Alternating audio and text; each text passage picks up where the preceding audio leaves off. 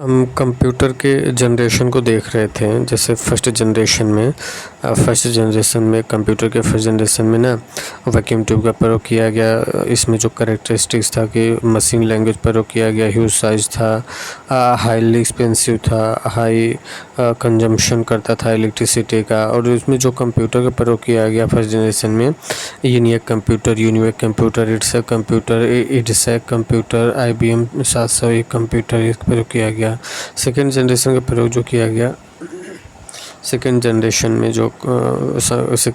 में ट्रांजिस्टर का प्रयोग किया गया, मैग्नेटिक टेप्स का प्रयोग किया गया। और कैरेक्टरिस्टिक्स जो था इसमें बैच प्रोसेसिंग का प्रयोग, मल्टी प्रोग्रामिंग का प्रयोग, एक्सपेंसिव का प्रयोग, फॉरट्रेन कोबोल का प्रयोग। इसमें जो कंप्यूटर का प्रयोग किया गया सेकेंड जनरेशन में IBM 7000, CDC 1604, एटलस का प्रयोग, NCR 304, हनीवेल 400।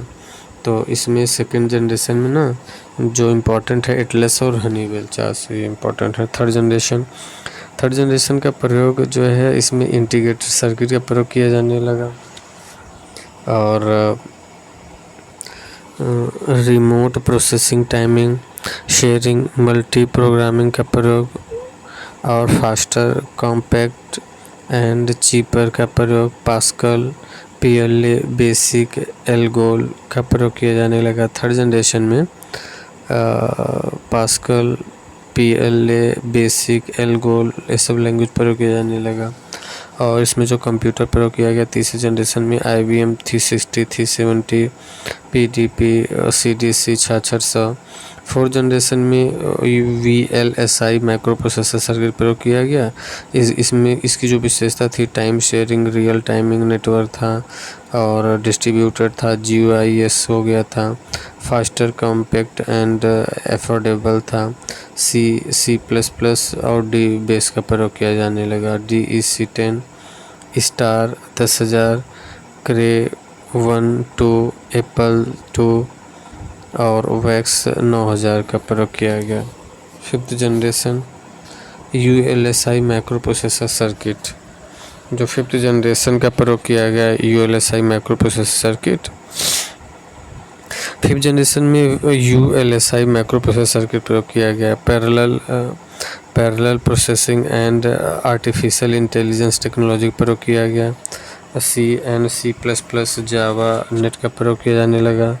IBM इसमें जो कंप्यूटर प्रयोग किया गया IBM प्लेटिनियम, परम, ये परम तो सुपर कंप्यूटर था और IBM प्रयोग किया गया, पेंटियम का प्रयोग किया गया, सब कंप्यूटर थे।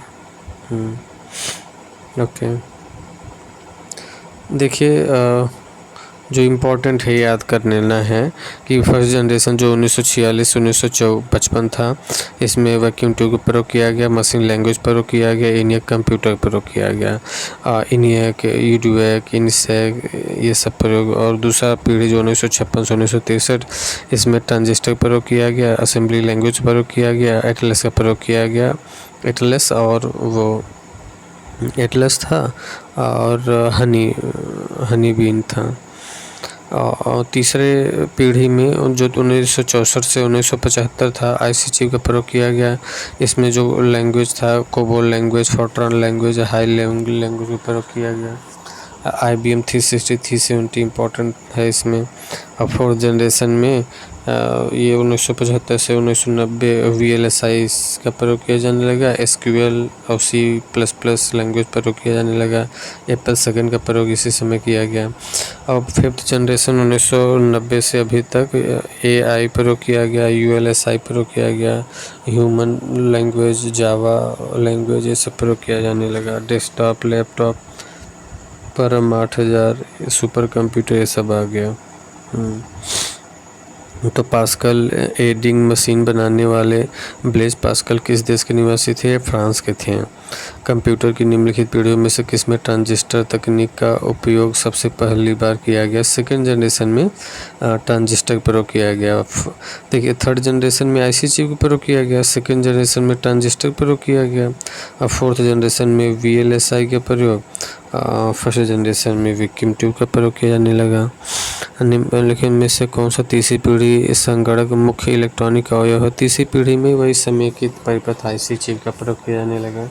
इसमें सिलिकॉन का प्रयोग होता है और ये IC जो है जैक किल्बी ने 1958 में इसका आविष्कार किया। हाँ, एप्पल सेकेंड का प्रयोग 4th जनरेशन में, एप्पल जनरेशन का प्रयोग 4th जनरेशन किया गया। हाँ, सेकेंड जनरेशन में एटलस, फर्स्ट जनरेशन में ENIAC,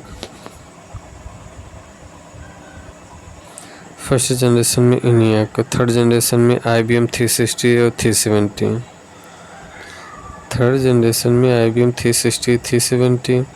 और फर्स्ट जनरेशन में ENIAC का प्रयोग, सेकेंड जनरेशन में एटलस का प्रयोग, 4th जनरेशन में एप्पल सेकेंड का प्रयोग। कंप्यूटर की किस पीढ़ी ने प्रोग्रामिंग भाषा के रूप में मशीन कोड का प्रयोग किया गया? फर्स्ट जनरेशन का प्रयोग किया गया। कंप्यूटर की किस पीढ़ी ने प्रोग्रामिंग भाषा के रूप में मशीन कोड का प्रयोग किया? पहले जनरेशन में मशीन कोड का प्रयोग किया गया। कंप्यूटर की किस पीढ़ी ने प्रोग्रामिंग भाषा के रूप में मशीन कोड का प्रयोग किया?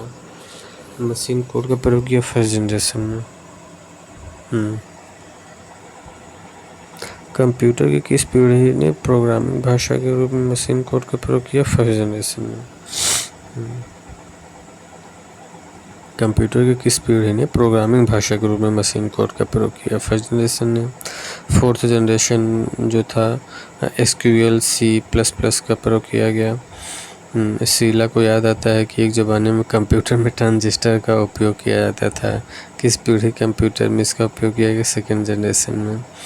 JW मॉचली और J प्रेस्पर इकर्ट द्वारा निर्मित प्रथम यांत्रिक पुर्जों रहित कंप्यूटर का नाम क्या था? ENIAC। JW मॉचली और J प्रेस्पर इकर्ट द्वारा निर्मित प्रथम यांत्रिक पुर्जों रहित कंप्यूटर का नाम क्या है? ENIAC है। ENIAC ये 1946 में, ENIAC 1946 में। कंप्यूटर की प्रथम पीढ़ी किस पर आधारित है? वैक्यूम ट्यूब का प्रयोग। Transistor second generation. कंप्यूटर की प्रथम पीढ़ी किस पर आधारित है? कंप्यूटर की प्रथम पीढ़ी किस पर आधारित है? VLSI processor, micro processor 4। Computer की प्रथम पीढ़ी किस पर आधारित है? पीढ़ी 4। कंप्यूटर की प्रथम पीढ़ी किस पर आधारित है? ये तो वैक्यूम ट्यूब पे आधारित है प्रथम पीढ़ी। VLSI से चौथे में प्रयोग किया गया, IC चिप तीसरे में, ट्रांजिस्टर दूसरे में। पहला माइक्रो प्रोसेसर 4004 इंटेल कंपनी ने बनाया था, इंटेल कॉर्पोरेशन ने। और NVIDIA जो था ये इंटेल 4004 1971 में।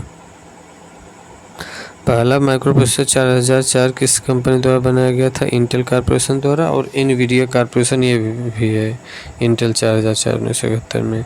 माइक्रो चिप बनाने के लिए किस धातु का प्रयोग करते हैं? सिलिकॉन का या सेमीकंडक्टर का ही है, सिलिकॉन या जर्मेनियम। निम्नलिखित में से कौन चौथी पीढ़ी का प्रोग्रामिंग भाषा है? SQL जो है ना, ये चौथी पीढ़ी की प्रोग्रामिंग भाषा है। SQL जो है ये चौथी पीढ़ी का प्रोग्रामिंग भाषा है, SQL। कंप्यूटर की निम्नलिखित पीढ़ियों में से किसमें वैक्यूम ट्यूब तो वही दूसरे पीढ़ी में प्रयोग किया गया।